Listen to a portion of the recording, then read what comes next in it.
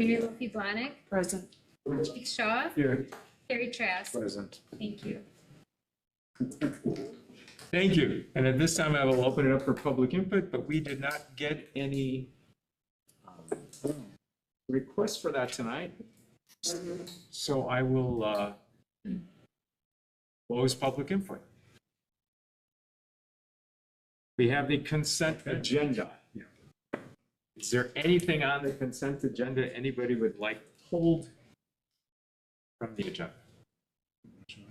Not even me. I was looking at items table because I do take place. I have nobody asking for anything pulled from the consent agenda, so can we get a motion to approve? So moved. Second. And I have a motion and a second for Mr. Abel and Mr. Shaw. All those in favor say aye. Aye. Opposed say nay. And the consent agenda is approved. What we are going to do is move the presentation for the Facilities Planning Committee to this point in the meeting. Some of them are from out of town and took a while to drive and get here, so we will do that first so they can get back on the road after the presentation. Could we do the same thing after that for Mike Clark from Baird? Yes, yes, we'll do the same thing after that. So, Michael, if you want to bring them forward and we'll get that presentation.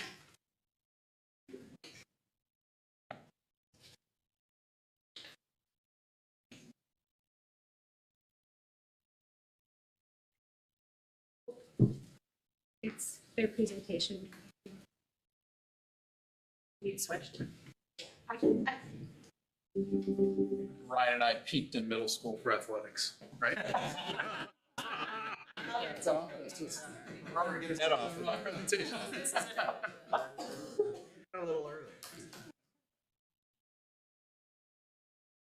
As they're fixing that, and I apologize to the board, I should have asked for somebody to change that on the agenda, but I forgot to do that. But if we could approve that, and then we're also going to move the Baird presentation up on the agenda.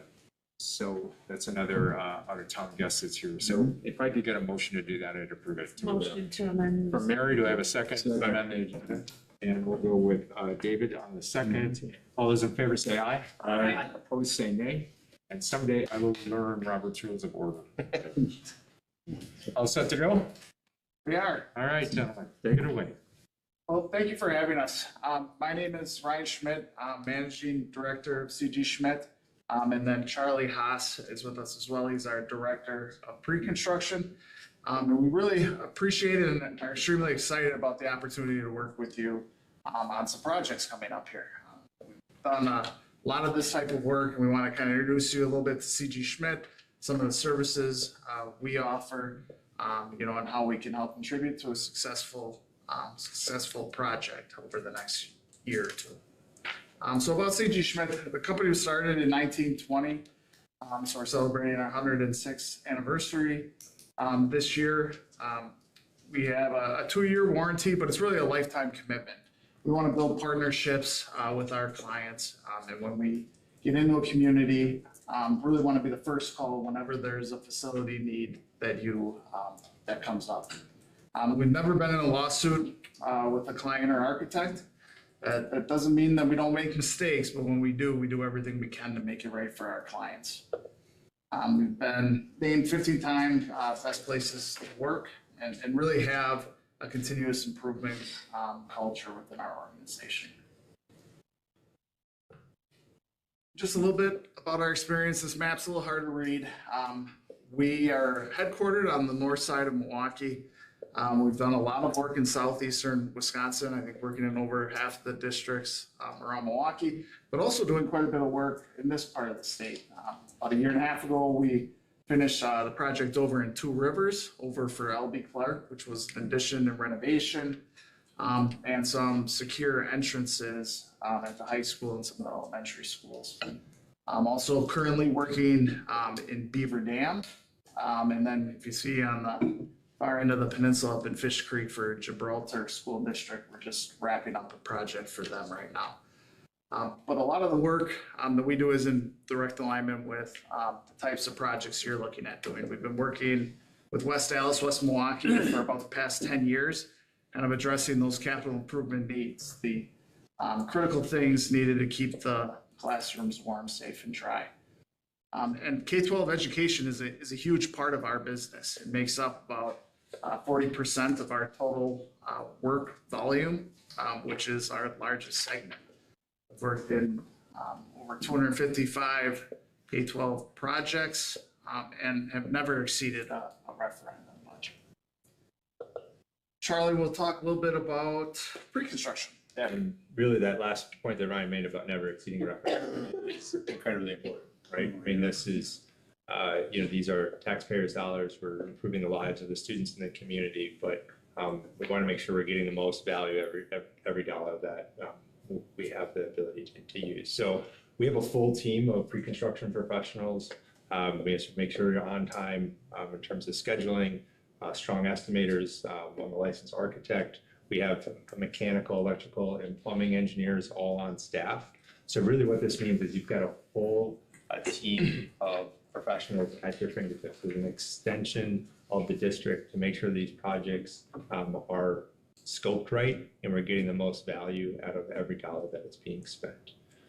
To help to do that, right, we have a really robust estimating team, so we have really good at capturing what's on the drawings, but also what's going to be on the drawings, so nothing is missed.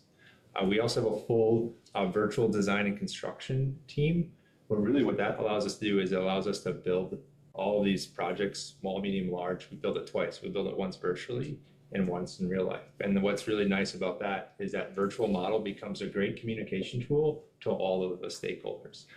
Some people have the ability to look at a 2D print and can understand it, but others need to see it in 3 dimensions. So we have the ability to do that, and you as a district will have that as a tool to communicate any of these potential changes to a larger audience. And again, we do all that at no charge to the district. Again, we have a full suite of services, and we're really becoming an extension of your team and looking to help make the community better. One of the things we really pride ourselves on, especially in K-12, is our ability to get students and community excited about the work that's happening. We do that through groundbreakings.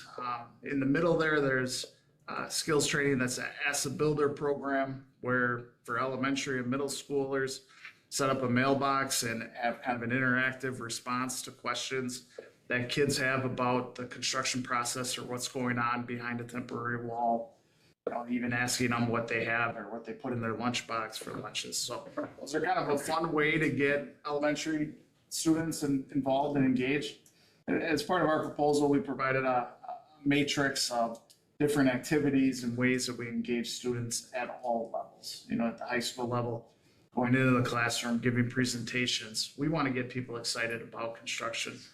The picture in the lower right is an intern that we had in the office. We also do a lot with youth apprenticeships and getting students excited about the trades and what career opportunities are available. So I swear I didn't touch anything.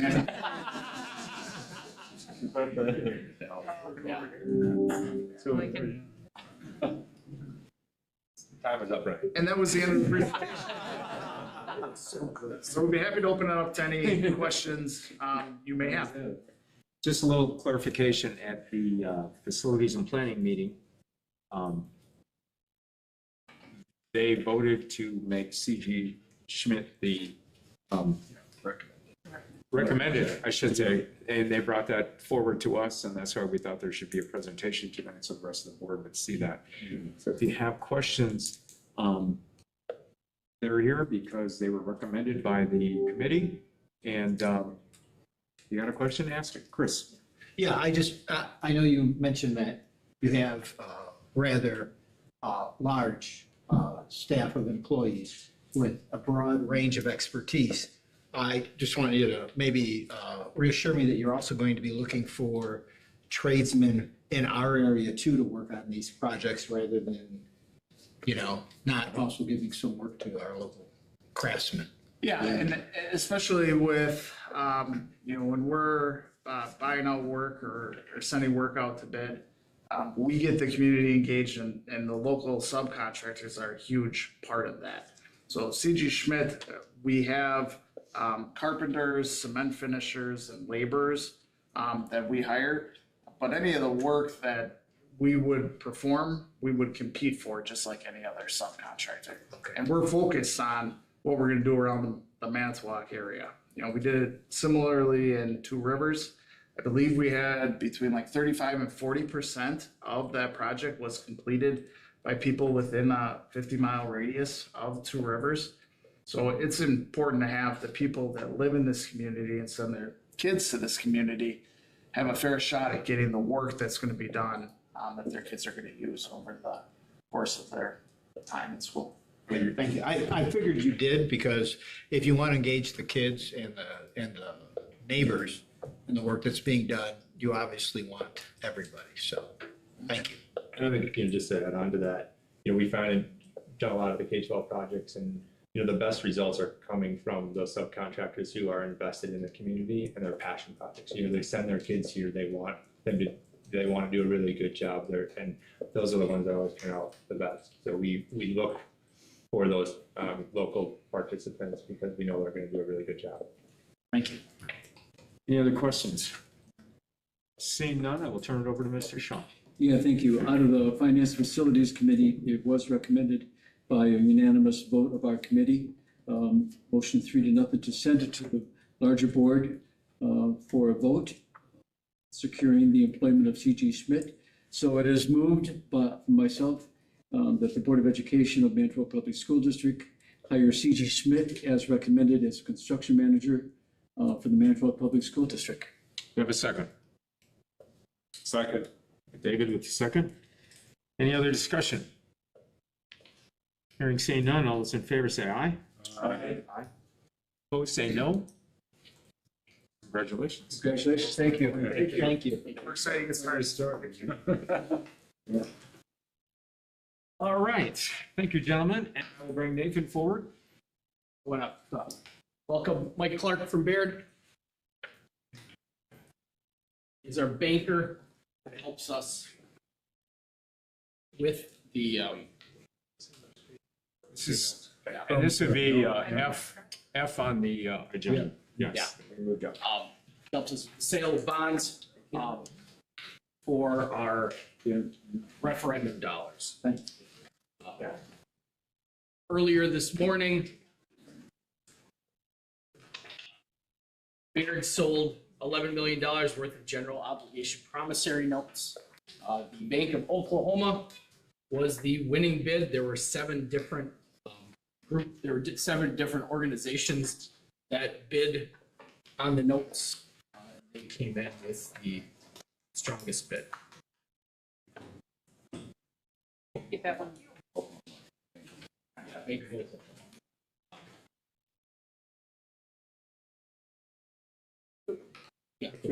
Yeah. So we're very happy with 7 bids. The market's been a little choppy the last few weeks, given some of the things dealing with, but had good results yesterday on the Beaver Dam School District, and we were hoping it would carry over to today. And I've got Elkhart Lake next week, so hopefully we can get another weekend before I'm good for a while. But very happy. Bank of Oklahoma bids quite a bit. They're more of a regional firm. So this issue size was something that is attractive to them. Actually, the desk that bids is based in Tulsa, Wisconsin.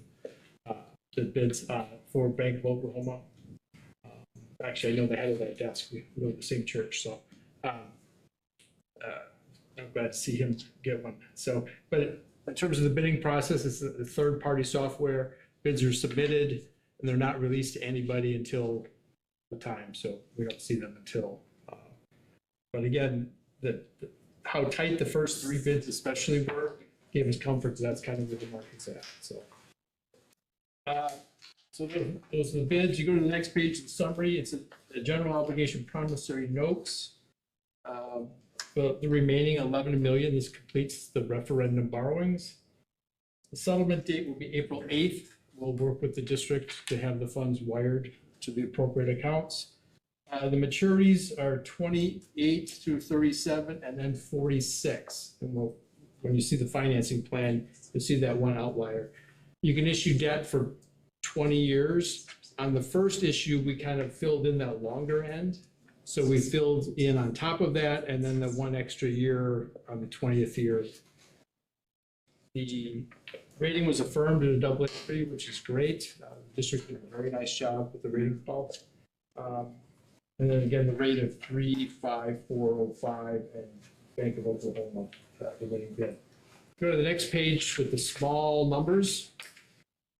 Page 4, you'll see the first phase, $14 million was put in place. The rate on that was 4.7. Keep in mind, again, the longer maturities will have a higher rate. Rates were also higher at the time. Rates have actually come down. So the timing worked out well for this phase. See the second phase, and then you'll see the combined debt service going forward is just under 2 million, right around 2 million. Also, you'll see that the district is positively aided, and we did factor in estimated aid payments. Keep in mind those are estimates, and depending what the legislators do. But in terms of the tax impact, tax rate came in very well. And then below, there's a little box. You can see that, and we knew we used conservative interest rates for the referendum plan, the average rate, because we did have a two-phase borrowing plan, so the average was 5.36. The average ended up being 4.34, and the lower interest cost of $3.1 million versus what was projected at the time of the referendum. So we like to deliver good news. This issue, this rate really helped. And we also have the rating report. I'm not going to go through it in specifics, but I think one of the things in talking with the analysts, the district on the previous call, the first call on the first issue, laid out some goals. And then on this call was able to point to improvements towards those goals, which I think really made a difference. You know, declining enrollment's a challenge. Things the district's doing, especially making some headway into open enrollment out to reducing that number, really was helpful. And we had a lot of times district will state this is what we hope to do, and they're not always able to accomplish. But the district clearly made some progress on some of those goals, so it was an important part. So with that, I'll conclude my comments and take any questions if there are. Questions? We are conservatively investing some of that as well, correct, Nate? So when it gets wired, it's gonna get wired to PTMA. And that's who is, they work with the district. So like, Mike and Mike help put together a draw schedule. So they figure out, okay, well, we're gonna put it in this CD, we're gonna put it in this money market account while it waits for the district to need it.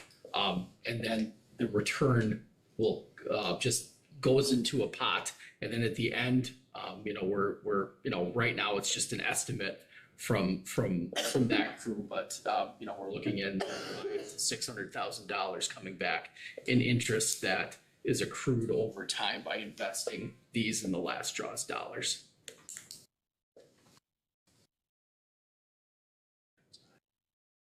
Okay. Okay. Keith, question? No question. I make a motion to approve the resolution awarding the $11 million general obligation promissory notes. Do I have a second? Second on the motion. And with the second, any other discussion? Chris? I just didn't get in before the motion, no matter either way. I just want to say, first of all, thanks to Baird for all your work on this. Really appreciate that. I want to say thanks to everybody that was on the Moody's call, because to get AA3 twice in a row And we had rosy projections going into the first borrow, some of which I said, these are really rosy. So to maintain them and to hold them is really outstanding, and it's really nice to see this interest rate come through. It's really outstanding. Feel much more comfortable into the second borrow. I'm just gonna ask this question, but we have it's a great rating. I mean, it's a good rating, but there's steps above that. And how would that affect? I mean, we've done a nice job in the last 2 years of kind of getting our finances together. How would that improved rate come out on something like this? The big benefit is to be in that AA level, which you're at. Now you're at the lowest level of AA. There's a AA1, AA2, AA3, and there's AAA. There's only, I think, 3 AAAs in Wisconsin. And it's hard to pinpoint exactly what, say if you would have got AA2, how much better the rate would be. I've seen days where certain AA3s will get a better rate than a AA2 because it's a better name in the marketplace. The structure might be more appealing. It's just a more known issuer, and you get a lesser known issuer. I've seen where on a smaller issue where a local bank really wants to be part of it and they bid very aggressively. So those types of things can take away, but typically we like to say that there's probably 3 to 5 basis points on average between the various levels. And just as important is what direction. So if you do get improvement, if you go from a AA3 to a AA2, that's looked at more positively than if you were a AA1 and you dropped to a AA2. So there's a lot of variables to go into it. And, you know, it's difficult to quantify exactly what that difference, but the key is getting, because there is a bigger difference, clear difference, almost probably 20 to 25 basis points between the AA level and the single A level. And that's really, being able to stay there is really, makes a big difference. Thank you. Gotta hold that AA3. That's And Moody's didn't express any concerns that you were in peril. Now, obviously, depending what the district may do in the future in terms of other facility plans, the amount of debt you ultimately issue could, you know, have other discussions. But I always tell people, you don't develop your facility plan with your rating in mind. You develop the facility plan which best for the community, and then we'll work on the rating and hopefully do our best on that. But Wauwatosa was downgraded from a AAA to a AA2 when they passed a $125 million referendum.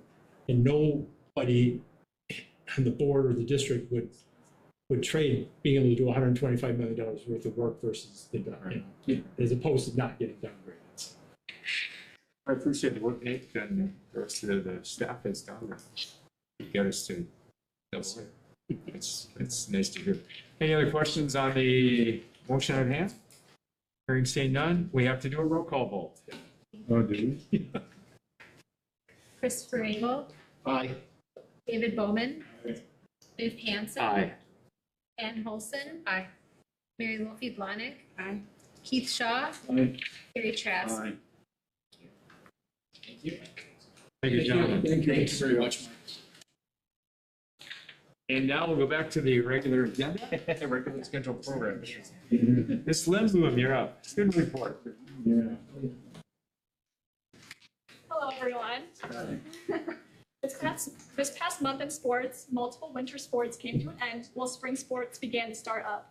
The final records and results for our winter teams are as follows. Boys basketball finished with a record of 7-11, girls basketball finished 7-10, and hockey ended their season 4-11.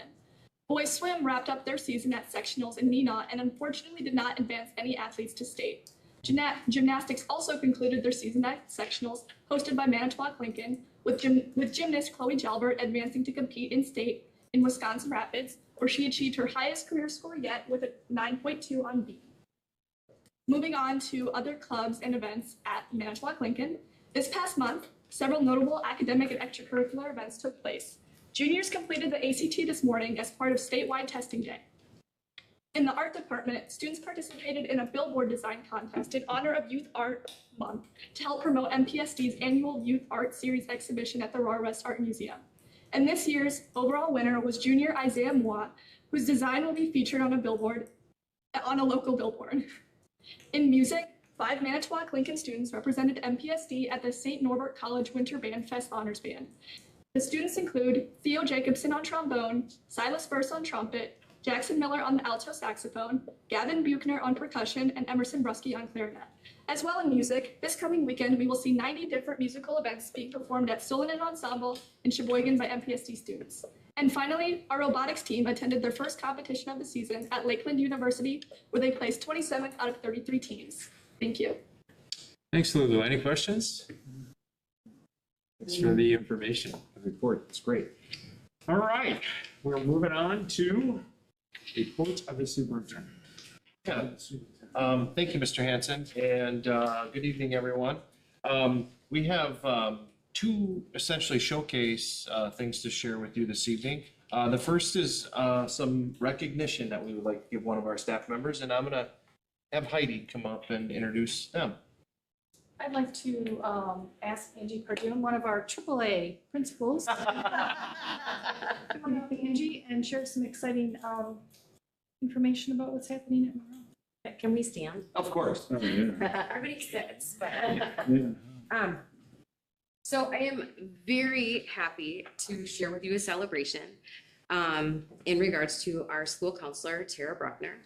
Tara Bruckner was recognized by the Wisconsin School Counselors Association and given the Program of Promise Award, which is actually, and I gotta get this right, the highest recognition of a data-driven comprehensive school counseling program that you can get. And so we are very proud of the work that Tara does, and it's so amazing to work with her. So she's gonna tell you a little bit about what she did to receive this award. Thank you for inviting me here tonight. I've been a school counselor for 18 years. This is my 18th year. I've spent most of my time in high school, where I was a high school counselor for 13 years, and then moved to elementary. I also ad hoc at Lakeland University, and I teach a course for school counselors in the graduate program for the last 4 years. And so doing programs like this are really, really important. I believe in a continuous model of improvement. And I do a number of interventions with my students. To make sure that my interventions are important, I look at 3 data points. I not only look at just what I do, like right here, I've done 14 groups. I met with 50 students. I also look at how much I'm impacting their skills, abilities, and knowledge on our standards. Then I take it one step further and I look at the outcome data, which is the most important piece that everybody wants to see. Can my work somehow impact test scores, attendance, and discipline? And so I use those scores at all 3 of those data points to say, how am I doing with my interventions? And can I, if I don't quite see the data I want, what is something I could do to help shift that group next year or next semester to continue to help these students get to the place where they need to be to ultimately be able to improve their test scores? So the sheet of paper, I don't know if you have one of these, but I will leave it if you guys want to take a peek at it, are just 3 interventions that I ran in the 2024-25 school year. Out of many, of course, I picked the ones that had the best results. Not all of them have as great of results as this, but they are fruitful in the sense that it helps me know what I should continue to do to improve my students and my work with those students and teachers, really. I chose 3 of them. So the first one was increasing reading proficiency. This has SFA language in it because we were looking at those line huggers all the time, right?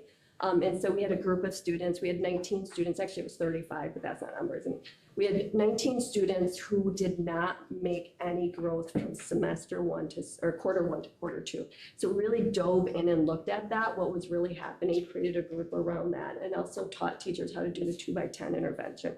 And after that intervention, only 5 students were left in that group. So it was a huge impact with that. The next one was the second grade self-control group. This one I learned a lot about.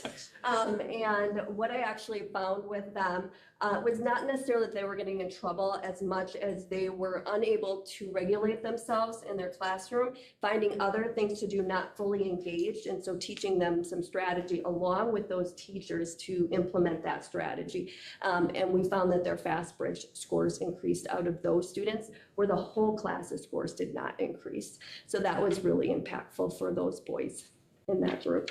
And then the last group that I have here is conflict resolution group, which has our minor data. And these are my students who were getting in trouble on the playground for aggressive hands. And so we grabbed 14 of those students. We did not only a group of how to do conflict resolution, but individual counseling and check-in, check-outs at the end of the day, because they were our students who needed the most wraparound work. Do you have any other questions for me? Questions? Can we clap for her now? Yeah.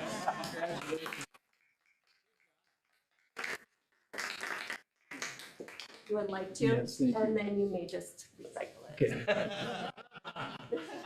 Thank you very much. Thank you so much, and congratulations, and thank you for representing our district in such a positive manner. Next, the Learning Showcase this month. We really wanted to take an opportunity to update the board on our vision for middle school athletics as we move into some new configuration. And Katie's been doing a lot of work on that, so I'll send it over to her. Well, I have not been doing nearly as much work as the two people that I'll welcome up tonight. So I'm very honored to welcome Jennifer Wettenkamp from Wilson Middle School and Ben Henry from Washington Middle School. They both serve as teacher leaders and are middle school athletic department chairs. They have spent a lot of time that they don't have built into their school day, working on incredible opportunities for our students at both the 5-6 building and the 7-8 building. They have worked with a wide variety of coaching stakeholders. They really have a pulse on, how many students we will be able to serve and provide opportunities after school through athletic opportunities. Working on scheduling. We will be transitioning to working with a new athletic director. So some of what they'll share with you is, this initial vision, but there will continue to be work done in order to plan and ensure that we have really great opportunities available. And Anna and Lainey that are here supporting, they've been living this consolidation in addition to trying to do the day-to-day jobs. So this team of 4 is just really committed to, not only seeing past some of the challenges initially and moving in a new direction for next year, but really thinking about some exciting opportunities for kids, and just very grateful for the work that they're doing. And I'll let them take it away.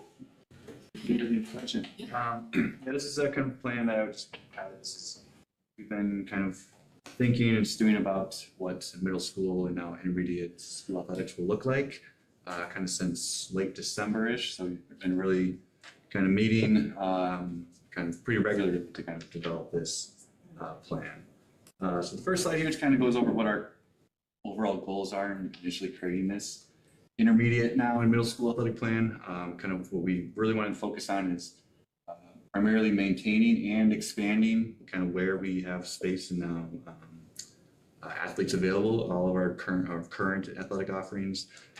With 5th graders coming in, we wanted to provide 5th and 6th grade opportunity, kind of provide them year-long options.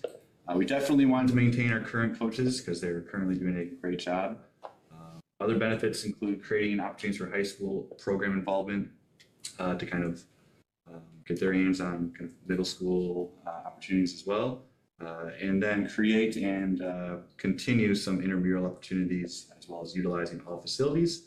and create some unity in all athletics now being kind of branded as shifts. So those were our goals in initially creating this plan.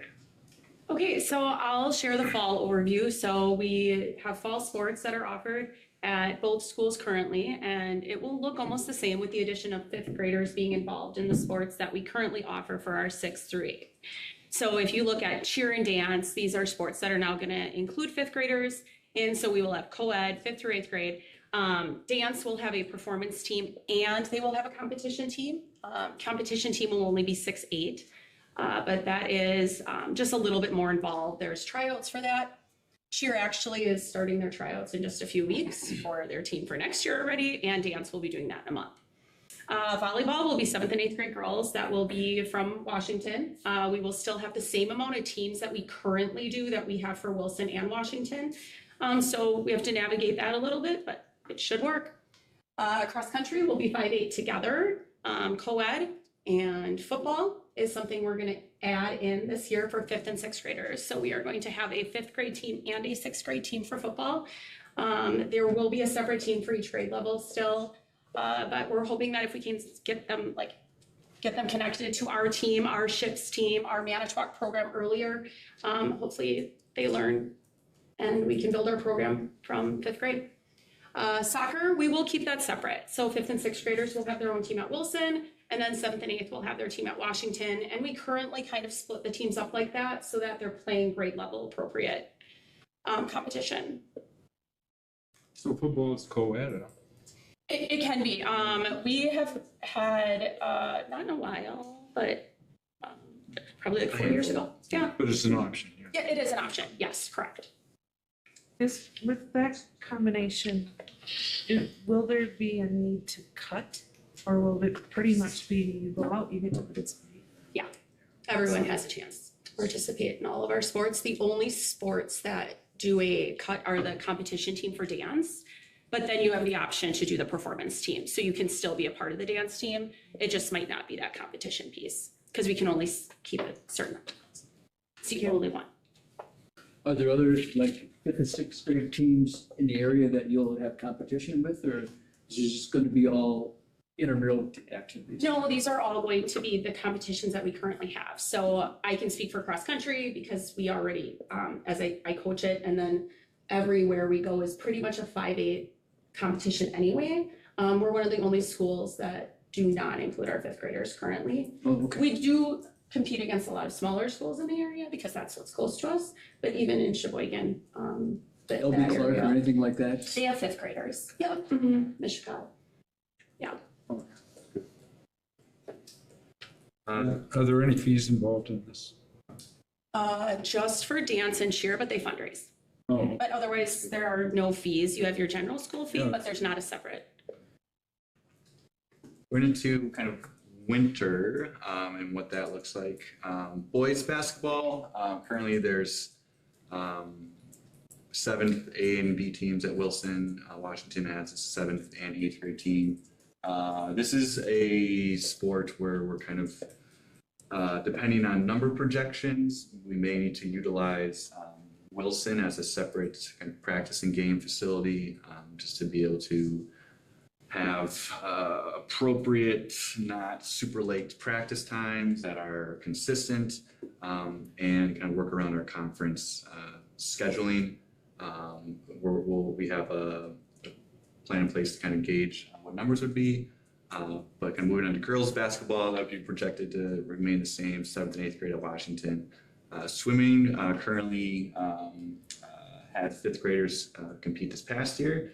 And they'll be able to continue to do so as well. And they currently use the only pool at Lincoln. Wrestling, which their season just wrapped up yesterday, will continue kind of as is to practice at Wilson. And students will be shuttled from Washington for Wilson as they have been for the past however many years to utilize that practice space. Then in spring, they will have track, tennis, and golf. All are co-ed, and all will be 5-8. All are currently co-ed and 6-8, so we're gonna just add those 5th graders to all of them. Track we will have at Washington. We will do 7th and 8th grade at Rubik. We do have to share the track with the high school track team. So we are going to keep just our 7th and 8th graders at Washington and then continue with 5th and 6th grade practicing at Wilson. We do that now at Wilson and it works well. We come over to Rubik when we can to get on the track to practice, but it works. Tennis, it will depend on numbers because with tennis, we have 4 courts at each school that we currently use. So if our numbers are really large, we would split up the team. If they're not and they can be together, we would keep that 5th through 8th grade together. Golf is currently actually combined with Wilson and Washington, and we practice at Meadowlands. So we will just add 5th graders to that. And with all of those, we compete usually in, I would say, 6 to 8 competitions or meets. So they'll continue to do that. And if you noticed, we did not and do not have a 5th and 6th grade competitive schedule for volleyball or basketball. And in 6th grade now at Wilson and Washington, we offer volleyball that our high school coaches actually run the majority of that. So right now at Wilson and at Washington, we have 6th grade intramural volleyball going on, and it happens 2 to 3 times per week for about 6 weeks. So we're going to continue doing that and running a 5th and 6th grade co-ed volleyball at Wilson. That would be January through February. And then we would have 5th and 6th grade co-ed basketball running that same sort of intramural program. We might have a lot of kids go out for these things. So we've talked to the head coaches about this and talked about running 5th graders on like a Monday, Wednesday schedule and 6th graders on a Tuesday, Thursday schedule. Because currently right now we have about 60 girls combined in volleyball for just 6th grade. So it's a good problem to have. Yeah. So you're going to run an intramural and then you will have regular teams that will play. Am I understanding that incorrectly? No, so we will not for volleyball and basketball have teams that we compete against. These are the only 2 sports that we will not be able to offer competitive team gameplay. Well, if that makes sense. That's one of my concerns when we're going to 5th grade and 6th grade, even 7th and 8th grade, that having talked to many of the people who run some of our very successful programs in the area, they do it more intramural. And if they go to a tournament on a weekend, they will ask who wants to go and the kids sign up and they just circle 10 kids. So there's no A, B, C, D team. So kids at a young level start feeling like I'm not as good as that kid on the A team, and the kids stay out longer and they play longer. And I would carry that also to football, that, you know, if I'm a 5th grader and there's roughly 180 boys in my class, how are we going to get kids to want to go out and compete? So we get more kids out rather than fewer kids. I guess that's one of my concerns about this. How are we going to do that? How are we going to get kids to go out and So for intramural opportunities, they're not competing against anyone. This would be just within the teams. They would, play against each other. So you're not going to be playing the smaller schools around here? These will not. No, volleyball and basketball. This is just for 5th and 6th grade. No, for just 5th and 6th. This is just. And For just these 2 sports. and as a football guy, I understand, but I know the NFL right now is saying kids don't have to play with helmets and pads at a young age anymore. Too many kids have a big kid who weighs a lot, who has grown quicker, and he's running over little kids on the field. So a lot of times they divide kids up by weight. They say, if you're weight this much, we can't have you on the team. Yeah. Where you can be the running back star because you're going to run over everybody on the field. Yeah, kids develop it. Yeah, it's just, this is. That is for sure. I totally agree. And I understand that. I think kids also want to be a part of something. And I think that gives them the opportunity to stay after school and be a part of their school, and to where they love putting on that jersey. They have a lot of pride in that. And I think this gives kids who maybe didn't ever have the opportunity to do it because it cost something or they couldn't get there. And now we can offer that for them because they don't have to pay for that. And we will shuttle them if they need to be shuttled to this practice, whatever one it is, or they can just walk out their door and continue to participate. And I think they do have pride in being a part of that. Because I love what you just said, because there's a time when kids have to get confidence that they can play, but the other part is so important. It's more than just winning and losing. It's being with their friends and having a good time. And those are things I think some kids miss out on because they get cut too soon, or they sit on a bench and never play, so they quit. So I like that idea of letting them play. I think a lot of our sports are very much so like Yes, that. yeah. I think that's the primary goal of our Yeah. middle school athletics is. And I think the conversation about having different teams, so like an A, B, C, D is not necessarily by skill level. It's because we need to be able to organize practice schedules that accommodate for different groupings of students. So if that was confusing at all, it's not necessarily a level three. Kind of looking at Washington kind of specifically, kind of how that would be utilized. Washington would host all middle-level football teams, as it currently does, although we'd be adding in 5th and 6th grade. We kind of have a system built in place where students from Wilson for the past 5 years are currently shuttle over to Washington to practice. Soccer for 7th and 8th grade would all be housed at Washington with fairly large number projected. We would utilize the Rubric East Field, which is typically where Washington would practice, and in addition to the turf baseball field, we would coordinate high school soccer to kind of develop a practice schedule based on facility needs.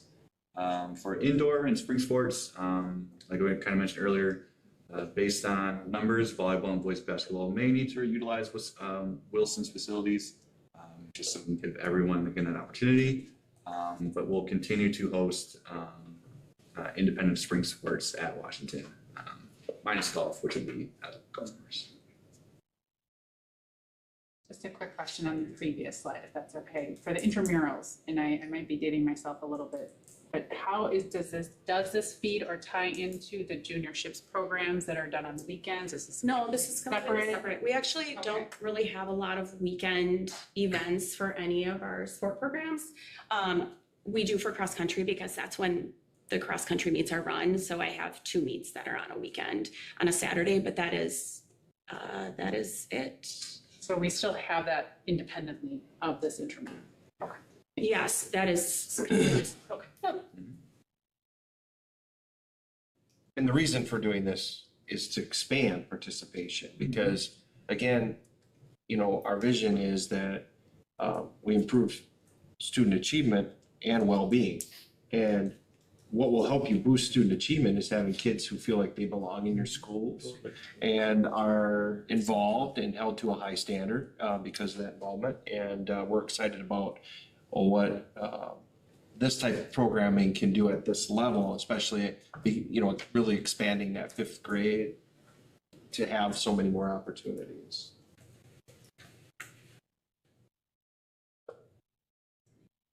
Okay. Benefits. So athletics are going to be continued to be offered year-round at our middle school level, 5th through 8th. 5th graders are now able to be included in these competitive athletic programs or the intramurals that we will offer for the ones that are not currently running. We will, when we look at the schedule, 5th and 6th grade, we'll have something to do after school the entire school year, along with 7th and 8th. We are going to hopefully create that 5th and 6th grade football team to help build our middle school and our high school program, get those numbers up. And we have an opportunity to combine some of these athletic teams that we didn't have before. And hopefully we have that easier access to high school coaches for our middle school athletes. So we have a family athletic interest survey that's going to go out right after spring break, just to gauge what they are interested in currently or what they think their child might be interested in, just to kind of see how many kids we're looking at for each of our teams. That will determine coaching and staffing as well as scheduling some of our activities. We are going to update our uniforms to be all ships. We do have to update volleyball, soccer, basketball, and track. Some of our teams are already combined, like wrestling and cross country, where we have those uniforms already as Manitowoc ships. And then we're trying to finalize our competition schedules and practice schedules, and that's pretty dependent on numbers. So that middle one, the uniform would be cost involved. Yes, so actually, we've needed new volleyball uniforms for a couple of years. More than that, probably. And soccer actually has the JJ Watt ones that were donated. And that was a really long time ago. And that was track as well. Our uniforms are it's a great need.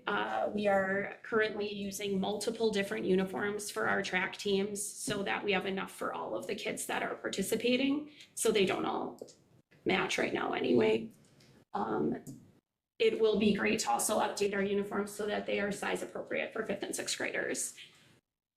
So. And I can speak to so that- budgeting, Mary, if you want me to. I didn't finish my question though. Okay. So I'm all the way through the slide deck, I was thinking, where's the cost, right? So that first one jumped out at me, the uniforms. I think it sounds like there was already a shuttle bus, so that wouldn't be an additional cost. You're still gonna be going out to cross country, you already had that bus cost. Maybe some additional busing for football or some other. Potentially, depending on how scheduling unfolds, but typically it wouldn't be anything too extravagant. Okay, so then maybe just to wrap up my question, have you prepared any kind of a budget or proposed, here's what the increase in cost would be? It's really our uniforms. Primarily. That would be it. We're looking at equipment needs that are something that we have to order year after year due to just use of them. We have to order basketballs every year, volleyballs every year. Those are just recurring costs that we have year to year. That should not change. But it would be the uniforms for those specific sports. So though they would give input, those budgetary decisions will run through our athletic director. So I know that our building team, our athletic director will be working with Nathan we're doing zero-based budgeting. So I will be able to bring forward any sort of cost, but we have grant dollars to support a uniform purchase. The plan is because the middle school and now intermediate school, really their athletic equipment has not been invested in on a regular cyclical systematic basis, that will be a plan, knowing that this will be our model moving forward. So, but we have some work to do on our end. And then, obviously we will use Jennifer and Ben to inform those decisions. But we'll make those budgetary decisions through the athletic department. Don't get me wrong, I'm excited about updating uniforms. Doing sports in middle school, like we always got the old high school garbage. Right? It was always hand-me-downs, so it's exciting that you're updating. And it'll all be ships, so cool. Yeah, Keith. Yeah, I don't have a question, but just a comment. Thank you guys for all of your hard work. This takes a lot of organization, this takes a lot of planning, this takes a lot of extracurricular working on your time as well, so thank you for that. And I think it holds true, what I just saw holds true to what this board supported in kind of the reorganization of our district, providing a lot more opportunities at the 5th and 6th grade level, the 7th and 8th grade level. And I think what you're doing fits right in with the mission to reorganize and get more kids involved so they can have success academically and athletically. So thank you for all your work. Appreciate it. Crystal. Yeah, and again, just an observation. Absolutely thanks to you guys, to the administrative staff on this. But this really is an observation for parents. If you've been listening to our Lincoln Scholars Report earlier, or this report, and you have a kid at home who's a teenager saying there's nothing to do, spoil this meeting. And say there's plenty to do. You just have to go find it. Other questions? Ideas? There's this professional team 35 miles north of here that gives out grant money. They might help out pay for football equipment because you will need that many kids coming. Number 2 is every kid gets a free pass to the high school athletic events as long as they're with a parent. We try to do that because our juniorships teams will often have their youth nights and run those and promote those, but if we can get them there. think we should look at that. It's fill the stands and have the kids there. Yeah. Yeah. At all the sports. Yeah, and no, it's an athletic pass. Yeah. All right, thank you. Thank you. Thank Thank you. you. Thank you so much.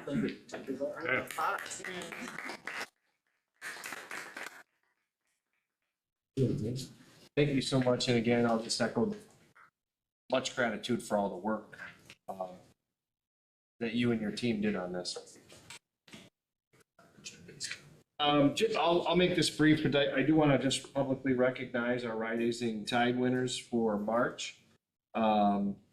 Jenny Hins, school nurse, Kim Nesfinjani, LHS General Office Secretary, and April Bach, our Library Media Specialist at Lincoln High School. And again, the Rising Tide Award is given to those in our learning community who support and support and help each other learn and grow, and really just be that beacon of light to them throughout the district. So again, thanks to them. And then the only other thing that I really wanted to highlight here was the good news about our open enrollment. We set a goal of reducing our gap of open enrollment by 10%. And Yeah, that's good. you know, it's 44 students, it's 13%, so we meet our goal, and we create another 10% goal for next year to keep the trend moving in the right direction. So a huge thanks to really everyone who is helping spread the word on the great opportunities we have in this district for our students. And lastly, just a shout out to all of the district administrators and those who joined our team for the Coldest Night of the Year fundraiser.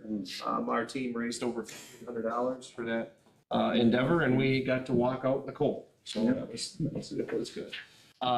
Jackson, Madison, Legacy Committees, I hope you saw that in there. They're planned, the open houses, April 25th, which is a Saturday from 1 to 4 for Madison. And Sunday, May 3rd from 1 to 4 for Jackson. The teams are really diving in and going through a lot of artifacts and putting together plans. At 2 p.m. at each of those locations, there'll be a short ceremony to highlight a few things, honor the schools, but we're very excited about the work they're doing, and we're opening it up to the community. Anybody who has any pictures or artifacts that you need to drop off, you can do so at each of those respective offices during office hour time. Otherwise, we have this really convenient way for you to digitize a photo and upload it on a form that we'll have on, or we do now have on our websites for each of those events. So if you have a photo or a memory that you'd like to share, we're really looking at publishing memories that folks share with us about those schools in a memory book that we would spiral bound and give out at the open houses as well for both Jackson and Madison. So super exciting stuff. And I would be happy to take any questions if you have any. Questions for the super? Hearing see none, thank you. Thank you. Director's report. Anything to add?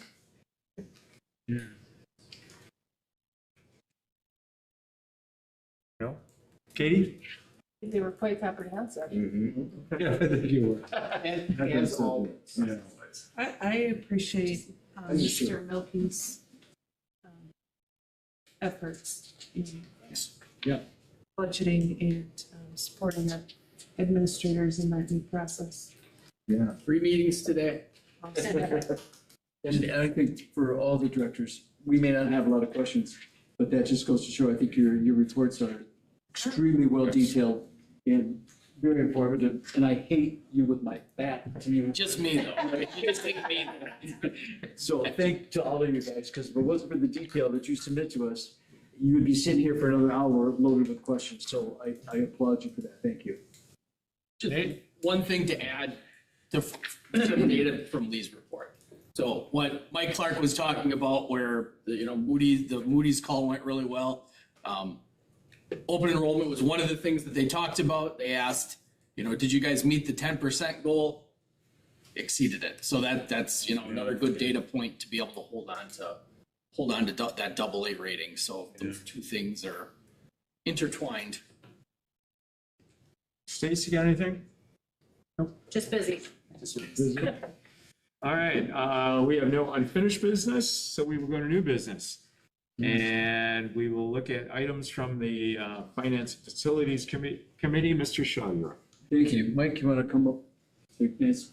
First, again, you had an opportunity to read the minutes. Thank you to Lori for those minutes, but we have 2 points that need to be voted on by the board.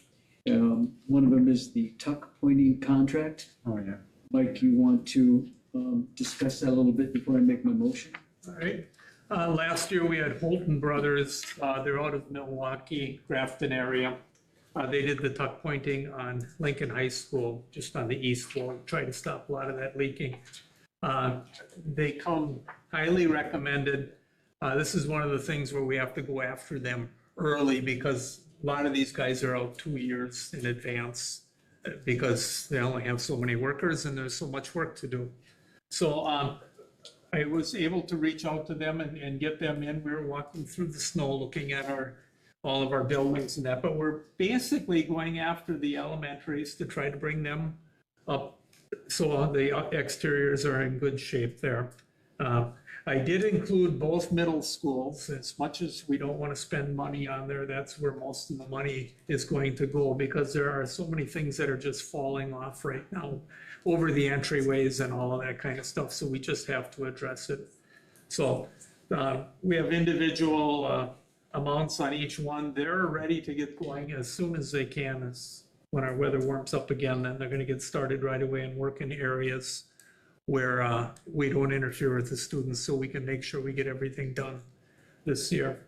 So, and because we added it all up, I think the total came over $270,000. So that's why Lee suggested we bring it to you guys. Yeah, it was discussed and it was passed by the Facilities and Finance Committee, vote by 3-0. Motion made by David to bring it to, and the recommendation to continue with Holton Brothers to complete the list of tuck pointing needs by the Mantua Public School District. So that's my motion. Yeah. Your motion by Mr. Shaw to approve the tuck pointing projects. Do I have a second? Second. David with the second. Any other discussion, questions? Hearing seen none, all those in favor say aye. Aye. We'll say nay. And go ahead to the lighting. Thank you.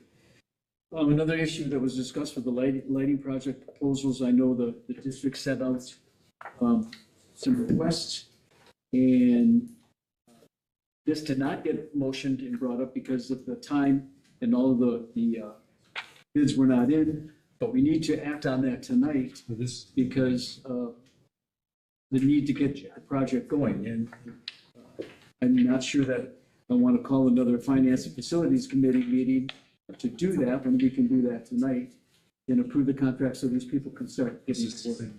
So I'll turn it over to Mike and to the superintendent. Okay. We have a list here. CISA 10 has been helping us with requests for proposal on here, and we went out to whomever wanted to respond for bidding Stangl, Franklin, and Monroe for doing the upper lighting and that stuff, just as we did with Jefferson 2 years ago. So we had 5 companies that responded, and the 2 ones that are yellowed out, going through there, I don't want to consider them. Their prices just got way too high. There's a lot of numbers on here, and I really want to just simplify it, going down to the red near the bottom there. NCLED, which is the second one from the right, they're the ones who did Jefferson, did a nice job for us. They were the lowest bidder on here. But in consideration, the other 2, CES and HEI, have a local presence here, and just through the discussions and that stuff, that local contractor presence is why I wanted to entertain these 2 contractors in that. So I just have a few bullet points here going through. When my first look at this, I had another contractor picked, but after I really did some research on here, I kind of changed my mind. But Just a few points on here, warranty periods, everyone is at 5 years warranty on their products, 1 year on their labor, except for CES Contemporary. They have a 10-year warranty on their product, which says a lot. And after I've dug into this lighting world, 10 years makes a big difference on here. So the local CES, the product, the light itself, I promised Lori a light show. I had our electrician put one in. Oh, right there. Yeah. Yeah. And they're adjustable and lighting and all of that. And just to give you an idea, presetting what teachers can do in their classrooms. So we'll get it back up to full. Back in my classroom at Lincoln, I had 2 switches. I just had to turn one off. Yeah. And that was the way I got it less light. So half your class can see it. Yes. This fixture, Turned on the kerosene. this is CES, you said? This one actually is from Hubbard. Okay. It is not a fixture that is manufactured locally. It comes from Graybar. It seems to be new technology. This is one where you leave the fixture in, the electrician takes the lamps and everything out, and they actually just plug in that small strip. It's about a 15 to 20 minute working on one fixture. It's really And that safe. provides as much light as the other one does. Yes, it does. Yep. CES, their fixtures are made over at Orion on Woodland Drive. They're locally manufactured here. And the installation on here, CES again has local folks doing the installation, as does Hubbard. That's a local installer. And NC LED is out of the De Pere area. So projected lifespans on here, the longest projected is Contemporary. I don't take a lot of stock in those numbers. I mean, they come up with what they project is many, many years out, and LED hasn't been around that long, so we don't know. CES did a test run for us about 2 years ago before we even redid Jefferson's entire lighting package. They came in and just did the office area for the principal in there. So that was really our first taste at LED, and they've been working just fine. I will say Hubbard does a lot of other work for us in the district, and they do a great job. There's nothing against them, and I'm going to say about NC LED, when they did the Jefferson project, they did everything well on there too. No complaints whatsoever. So the part in red again, the variance, NC LED is at 0 on that variance. Contemporary is $38,000 more expensive initially going in, and Hubbard would be $67,000 going in. The payback period on these 3 is 8 years and then a couple of months. So that is all the same, and I mean, so really it's our initial investment on here varies, but the payback period they've got coming back at the same time, so we're going to get our money back. NC LED had projected numbers for us on Jefferson around that 8-year period, and examining what our rates are, what our bills are now coming back. We are saving money, but not as much. Really hard to separate the lighting from all the other electrical things that are plugged in, so they could be on. And again, I don't take a whole lot of stock in these numbers, but we have to go somewhere on here to have a comparison. So all 3 are the same. We're going to get our money back over time.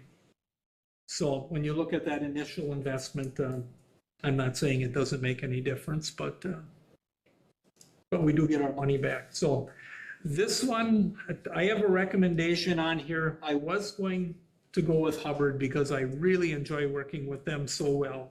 The NC LED initial cost got my attention, of course. But after all of the work I put into this contemporary, that's going to be my recommendation because the cost is lower. If Chris? Yeah, I just want to verify that I caught what you said earlier. And that was that you said Contemporary is offering a 10-year warranty and everybody else is 5? So Contemporary is the only one offering a warranty that extends out beyond where these things have not only paid for themselves, but are now saving us on energy. Yes. Okay. All right. And they're the ones using the Orion project. Right. Right. Okay. Thanks. And working with CISA 10 on here, John Burgett, you guys may remember him. He does this all the time throughout the state of Wisconsin. He does a lot of universities and hospitals and that. And I just talked to him this afternoon and he said, it's a better product. He said, a lot of this stuff like NCLED, that product is probably manufactured in China. But this stuff is, and they will have Chinese components on a lot of this. Big terrifying. So the cost of CES is less. Their people put it in. And if we need it repaired or something happens, do they have guys here that come and fix it? Or would we have to go to somebody else to get it repaired? They have a local local presence here, yes. Yep. Just as when we did Jefferson, there were, I think, 3 fixtures in that whole school that went down in the first 6 months. And that's typically when you see your failure rates. And NCLED came back and they left a few fixtures and Nate Teener, our electrician, just popped up there and replaced it. It maybe took him a half an hour or something like that. So you said 1 year parts and labor, 10 years parts. Is that correct? 1 year labor, 10 years parts. Yep.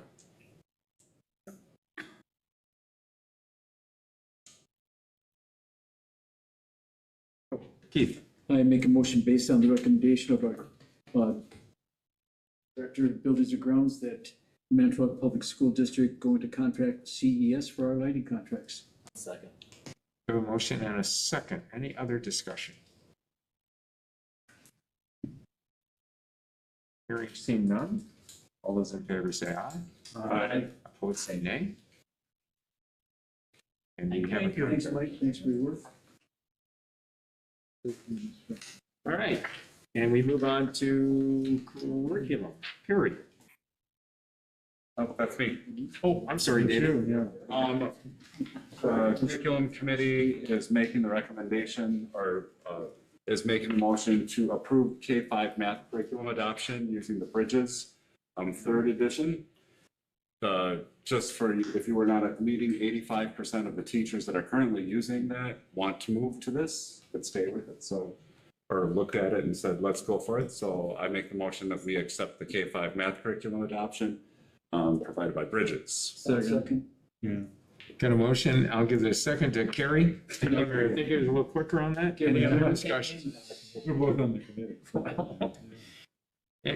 Yes, Ann. Question, the impending act, I think I asked this meeting around the committee time, but next year or the following year, there's going to be another act like there was Act 20. Does this align with that? The curriculum? Yes. Yes. Okay. Yep. It's less, the new act is less about the curriculum and more about having interventionists in place. And that is supposed to go into effect in 26, 27, but it hasn't been taken to the final stages of whatever is next. Okay, thank you. Any other questions? All those in favor of adoption signify by saying aye. Aye. Opposed say nay. And now Carrie. Personnel, there's a, the committee wants to recommend that we increase, I could do the math, but we increase the positions for the youth apprentice program, which is one of our major kind of accomplishments, I think, and it just keeps on growing. So this is a response to the success So the addition would be about another 25 positions, which sounds like a lot, but, you know, the positions are in IT and for interpreters and nurses. It's 4 additional for a total of 25, 29, 29. Yeah, 4 additional. Yep, so 25 plus 4. yeah, that's right. Yeah, 25 plus 4, yes. So the committee recommends that we take action on the proposal. And a second. We have a second from Mr. Bowman. Any other discussion on that? All those in favor say aye. Aye. Opposed say nay. And we move on to, Second is the agreement Yes, between, the agreement between, it's between us and the police department, right? In the city, yep. And the city, yes. This is really just really kind of an update on the,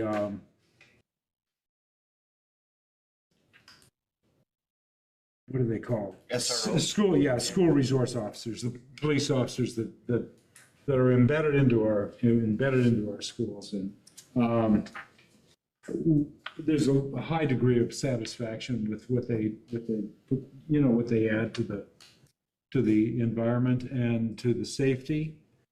And it's just it's a continuation of what we have now, essentially. But the document itself has been refined and updated. So the committee recommends. Okay, we have a motion. That Do we we have a approve. second on that? Second. Second to approve? To Mary? Any other discussion?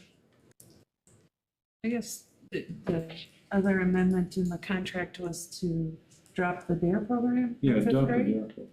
But I appreciate the district and police department communicating, making some plans for how to replace some of that curriculum or teaching that our police officers have done with our students. Chris, speaking right to that point, I wasn't going to say anything unless it came up. As somebody who spent a lot of time in DARE classes, not because of personal problem or anything, but because I was teaching grades where you got to sit through DARE classes. What I would say is, as I said at the time, the single greatest benefit of the DARE program was these were officers developing relationships with kids so that they didn't simply see the police as people that tell them, stop it, or I'm putting cuffs on you. That they saw them as people that they could have a relationship and talk with about their problems. And our SROs send that message everywhere. My last years in grade school, absolutely, I saw that relationship developing across the grades and not simply with the DARE kids. So I think it's much better use of the time establishing those relationships than having a formal 5th grade class teach kids things they've been taught for now 6 to 7 years by the time they get to a DARE. Grief. Isn't there some other tweak to the SRO building appointments than what currently is The in staffing place? of them, yeah. Mhm. The- You want me to explain that? Yeah, please. Sure. Because So- that goes along with the motion, that change is taking place. Yeah, it's not in the contract itself, but I think it's important for everybody to note that with the district realignment, part of this conversation, because this document hasn't been updated since 2018, we also talked a little bit about the utilization of the officers themselves. And currently, we have a total of 3 officers working in our schools. We have one based out of Wilson, one based out of Washington, and each of them cover the elementary schools in north and south sides respectively. And then at Lincoln High School, of course, we have an officer. If you look at the data of incidences and reports that come out of their work, it's really quite clear that Lincoln High School has by far, in ratio, a ton more incidences that they deal with. And up to the point where that particular SRO has had to have support from the department in writing truancy citations and other things like that. And so in conversations, which it actually was brought up by the police department around this is that we really feel like with Wilson building going to 5th and 6th grade, the younger you get, the less police involvement you need. They'll still have a presence at that building, but they're going to be going up to support Lincoln High School to give them a little bit more SRO support during the week. So they are going to start with a certain percentage and see how it goes, and then they may change it as things go on collaboratively with us, of course. But that would be the plan, and then we would keep a 1.0 FTE of SRO at Washington, as it's a 7-8 building that requires it. If I correctly, it was like a 0.8 we're gonna start with, a 0.8 FTE and a 1.2. Yeah, something like that. Yep. I think when you explained it on the radio, it was, one part of it was filling out truancy citations and other things that take a lot of time. Correct. At that level. So. Any other questions on this? We had a motion, right? Yep. Okay. All those in favor say aye. Aye. Opposed say nay. All right.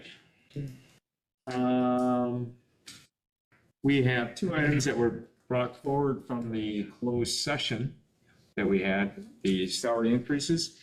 I'm gonna wear my cheaters to make sure I read this correctly. One of the things that came out of that closed session was a proposed 2.36 consumer price index CPI increase per cell on teacher salary matrix and applicable step effective on July 1st, 2026. And that's what came out of that meeting, and that's what we're proposing in the first motion tonight for salary increase, 2.63 for the teaching salary matrix. Could we take both motions together? I don't know if we can or not. Yeah. We can. Do you want to do both of them? Same amount. Okay. So the other one is to include the administration and other staff in the same salary set on July 1st, 2006. So we'll take them both together if that's okay. And I'll need a motion to do that. And with the motion, do I have a second? Chris with the second. Any discussion on that? Hearing seen none, all those in favor say aye. Aye. Opposed say nay. Abstain. We got an abstain? Yes. Okay. So that includes our new business. My remarks tonight, I got a few, I'm sorry. I had two great experiences at Jackson this week. One reading with, they do this cool thing where the kids get books and then they lay in the gym and they read them together, and then I read a book to the kids. And then I did bingo night with Mrs. Wiesner and Mr. Slinger. We called on numbers. I was the unlucky one that got the bingo ball 067. Oh. And I saw hundreds of kids going. Even though it means nothing, it was pretty funny to see those kids doing that. But I appreciated that. My second thing was we had a regional game and a sectional game at JFK last week.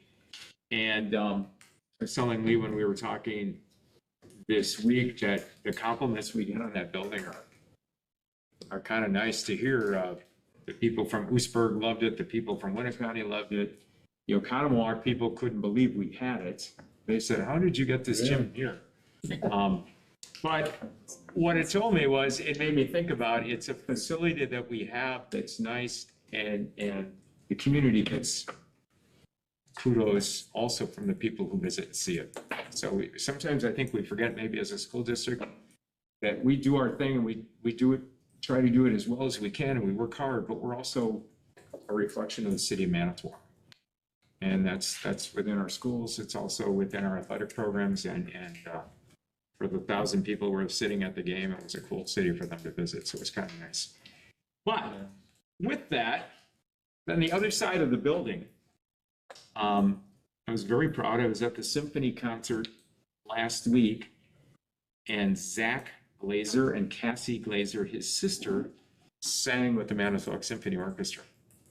And Zach was a UW, I was going to say UW0 because that's where my wife went to school, but UWO graduate. And then he actually got into Northwestern in their master's program, but decided he wanted to move back here and live a life in Manitowoc. His sister graduated from Lawrence, and she graduated with a master's in opera from UW-Madison. And a doctorate from Indiana. Yes, and the program said, and this might be dated, that she was involved in it must be Carmen, California. That she was singing there for a while, and now she teaches, and it was cool to see two of our graduates that I think somebody sitting at this board had as students. Hey, Claire? Yeah, so yeah, they got trained very well at Lincoln. I planted a seed, they did the work. But it was good to see, and then, and then Lulu told us about Youth Art Month, and we see another arts form down at the RAR West and the solo ensemble for the kids that'll be competing. And you start realizing that winning and losing in athletics is important, and you feel good after that happens. But people who perform, be it on stage, be it they perform art, they do something artistically, they get the same feeling. And it's a great feeling that you can experience, and that's an extra we do for our kids, that we give them that opportunity. My only wish is now we'll get more kids to go from the south side of the building to the north side of the building, and the north side to the south side, so they become more Renaissance people, because they do more than one thing. But it was wonderful to see, and I think sometimes we don't appreciate those extra things that we offer our kids in the school, which is really kind of cool. So that being said, we have future meeting dates. It doesn't look like we will need a meeting, a second meeting this month again. So that looks good. We will sit down and just make sure about that. So our next meeting date would be April 7th for the committee meetings, and then April 14th for the regular board meeting. And at this time, however, I apologize to all of you that are sitting out there that are going to have to leave because we're going into closed session. But before we do that, I want to make sure it's okay with the board. We've asked Mr. Hacker to sit in on the closed session with the decision we're making on the property for his expertise in some of that. So if it's okay with the board, we will let him attend that meeting. You mean the discussion we're having? Yes, the discussion. Not decision. No, We no wouldn't be decision. making We're a just decision making until- discussions, but he will help us with some of his expertise. So that being said, all of our regular stuff is done, and I am looking for a motion to go into closed session. Closed session. If it gives us do I have the second to go into closed session? Sure. Carrie? Read it. the second? Yes, I'll read it. Okay. Before He we should vote, read I'll that read before it. the. Board of Education will vote to convene in closed session and deliberate negotiation, purchase of public properties, investment of public funds, or conducting others specified public business whenever competitive or bargaining reasons require a closed session. This meeting is authorized in pursuant to 19.851E of the state of Wisconsin statutes. And it would be the selling of district property is what we'll be talking about in there. So we have a motion and a second to do that. We need a roll call from Lori. And we'll go into closed session. Christopher Abel. Aye. David Bowman. Aye. Biff Hansen. Aye. Ann Holson. Aye. Mary Lofi Blahnik. Aye. Keith Shaw. Aye. Carrie Trask. We are in closed session.